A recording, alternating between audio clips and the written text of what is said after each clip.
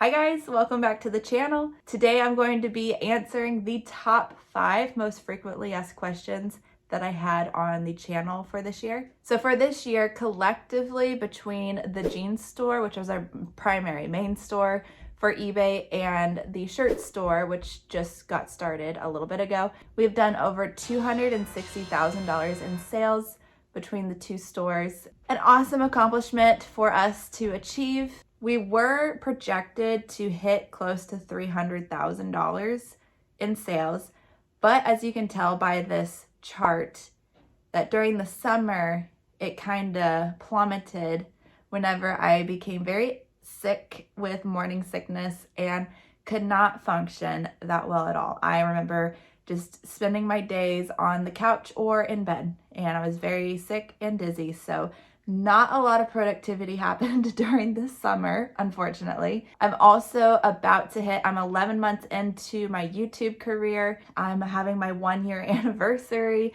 at the end of January. So being a YouTube reseller, I get asked these questions quite often in the comment section. A lot of these questions have been asked multiple times. So I figured, why not make a video about it? And I'm sure other YouTube resellers have been asked these questions many times. And it's always nice to hear what everybody else's answers are. So I figured you guys might be interested in hearing what I have to say and what my answers are for these commonly asked questions. So let's get into it. So we are clothing sellers. We primarily sell used clothing as well.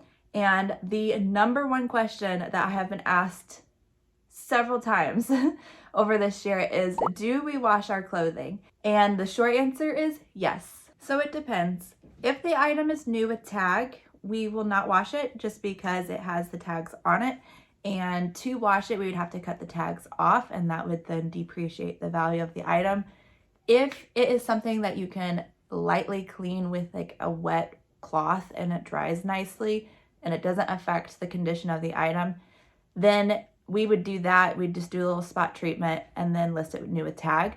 However, if it actually needs to be washed, go ahead and cut that tag off, wash it appropriately to get that grime or whatever is in it, whatever's happening with it.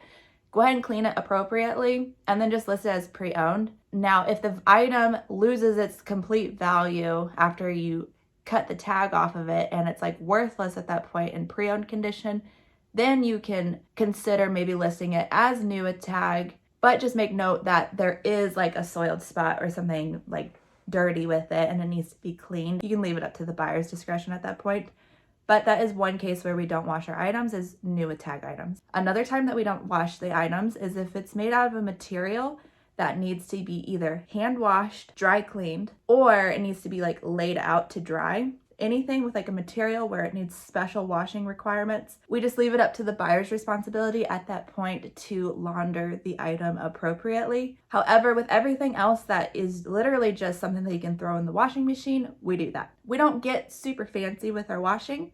We just use what we use to wash our normal clothes. We use free and clear Tide Pods, so it's like there's no fragrance, there's no sensitivities, no dyes, whatever.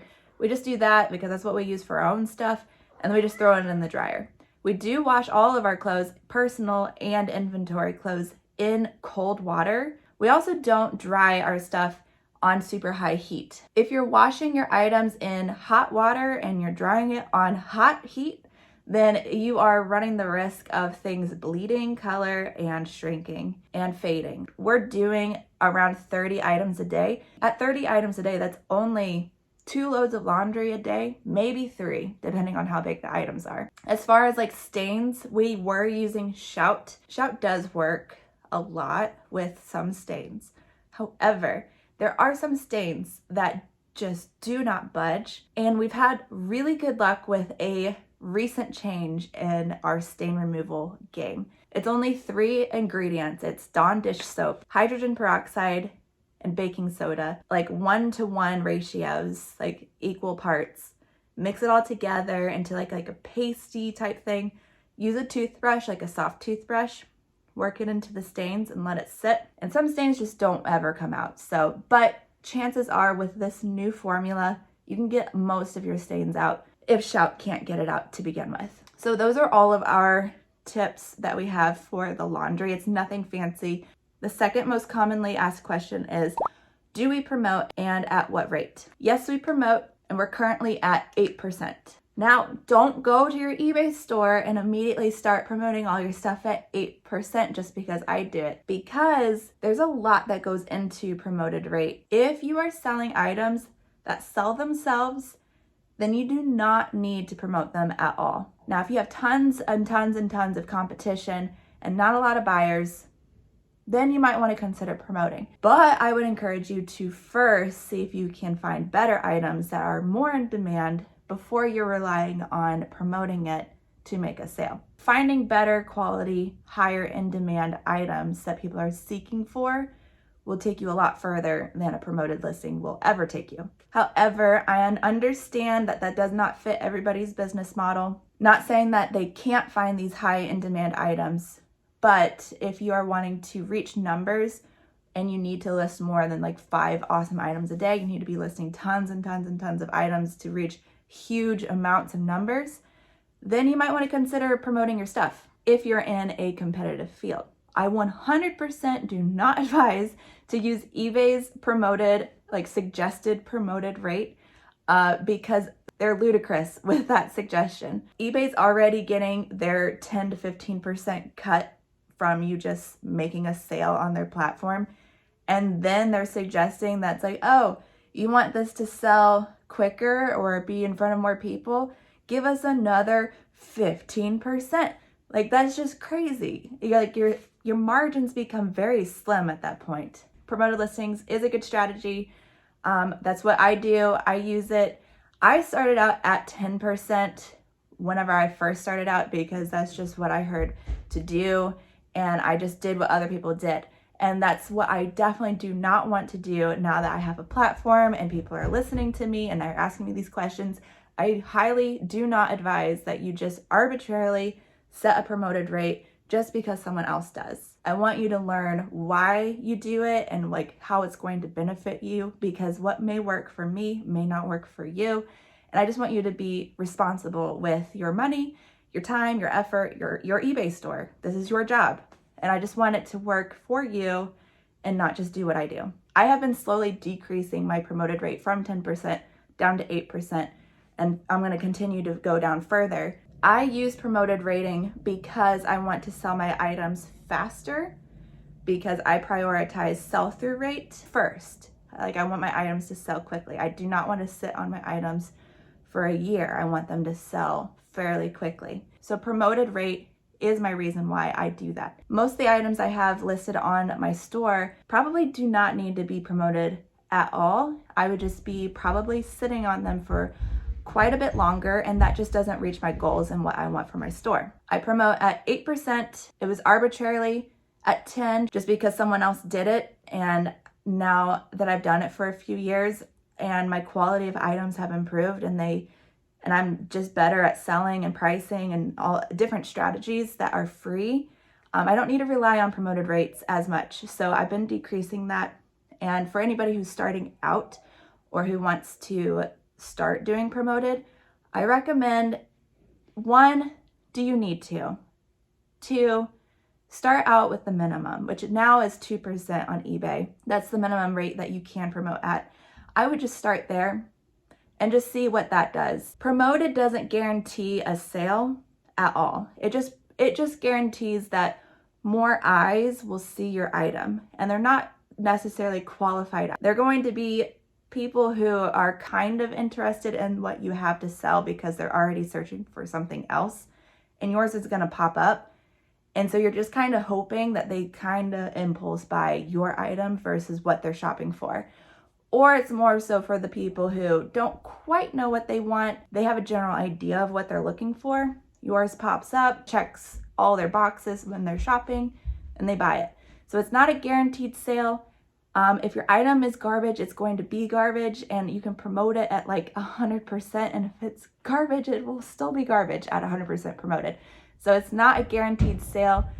It is not a money maker, I would say. It's just selling your items faster. The money maker is the quality of item that you're actually putting up. So that is my spiel whenever it comes to promoted listings.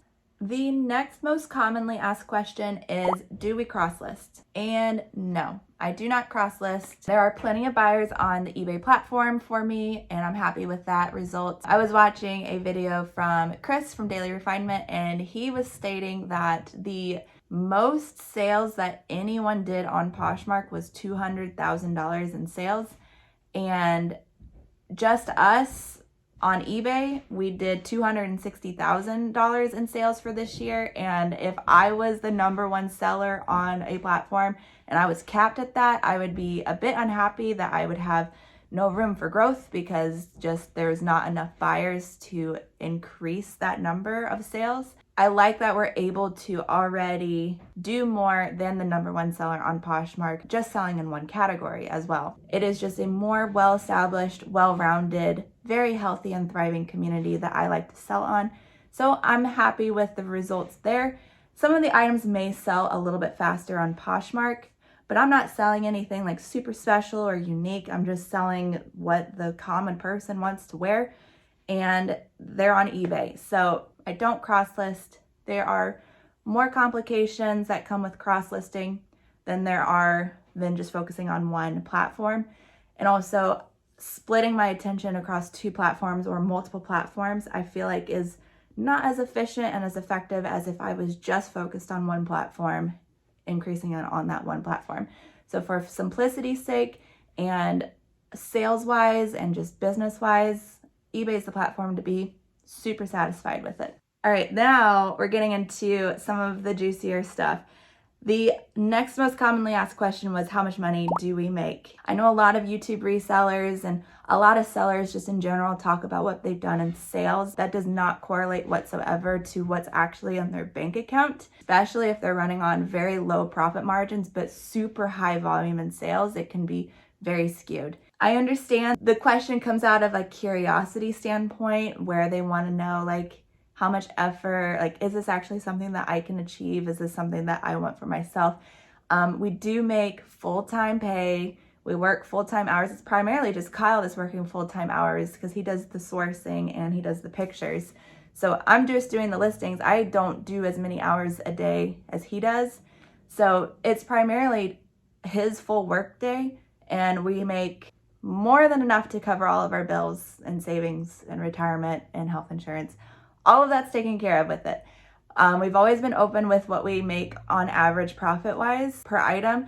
On the jeans store, we do about $15 profit. It fluctuates throughout the year, but on average, it's about $15, and we're working on increasing that currently for this new year. And then for the shirt store, we're actually sitting at about $25 profit per item. I'm never going to share what we actually have in our bank account, and collectively, with our strengths, we are bringing in enough money to pay for everything that we want. So that's the answer that you guys will be getting for that. But yes, definitely it's okay to ask the questions of how much people are making on eBay. It shows like some transparency of if they're actually successful or not, because some people can turn over $260,000 in sales, but they actually only put in their pocket $50,000. So they are working in high volume and numbers for sales, but actual profit is way, way, way, way low.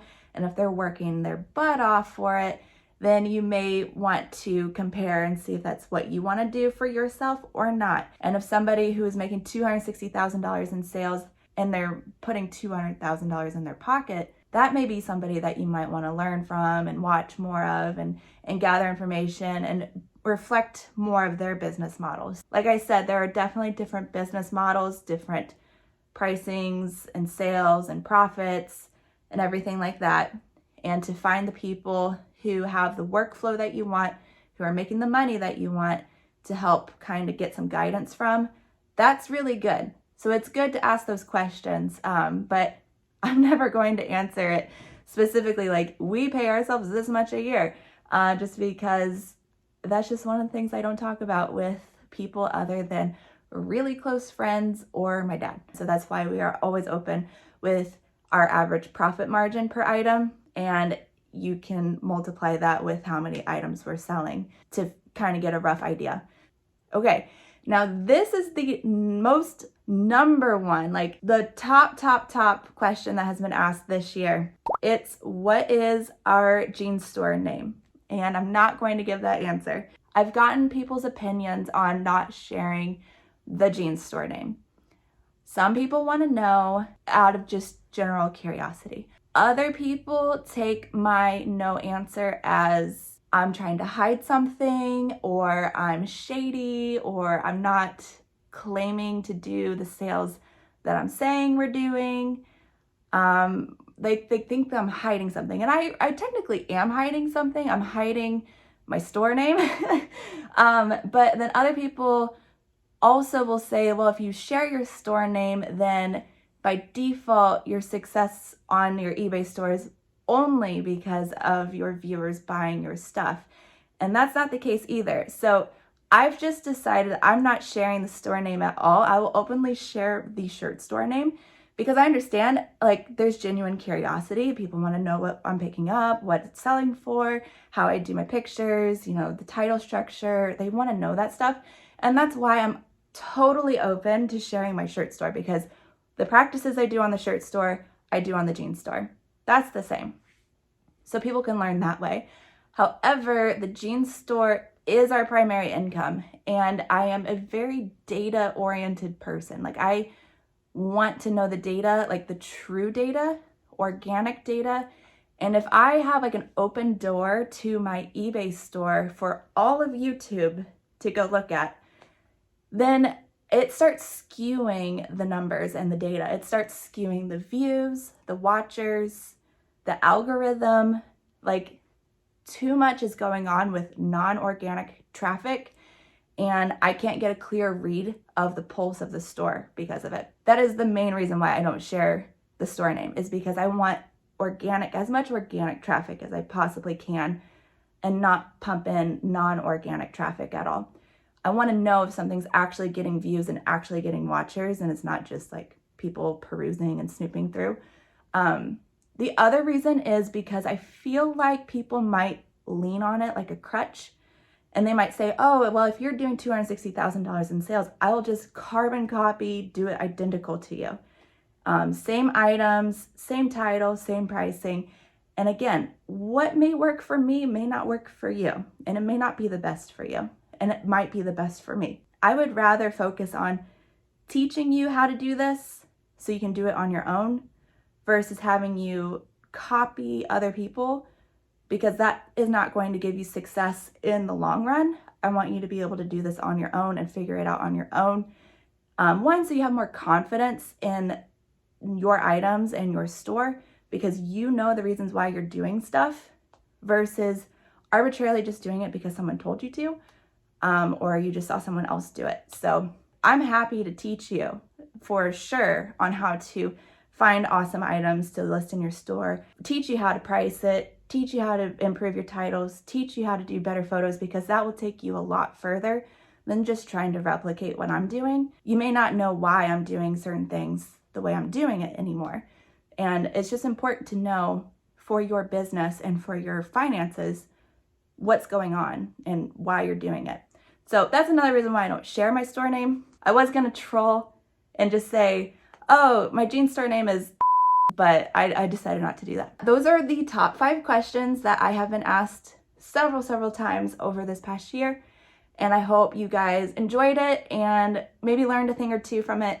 If you are interested in learning a bit more about how to sell more on eBay, or sell things for more money, or learn how to pick up better items, just set higher goals for yourself and achieve those goals in 2025. Just improve your reselling game. Totally just check my group out. I do 5 live calls a week, and I'm dropping group exclusive how-to videos that we talk about specific categories and specific questions that a lot of new to beginning resellers have. And it's just a great resource. You can continue to use YouTube if you want. It's all for free. I will continue teaching on YouTube whenever I come around to making a video, but I'm just more active in the group, and you can ask me way more questions, and we can get more in details and stuff in the actual group. So if you're interested in that, the group is currently $20 a month. But thank you so much for watching the video, and I hope you guys have a successful and wonderful start to your 2025 year. Catch you in the next video. Bye.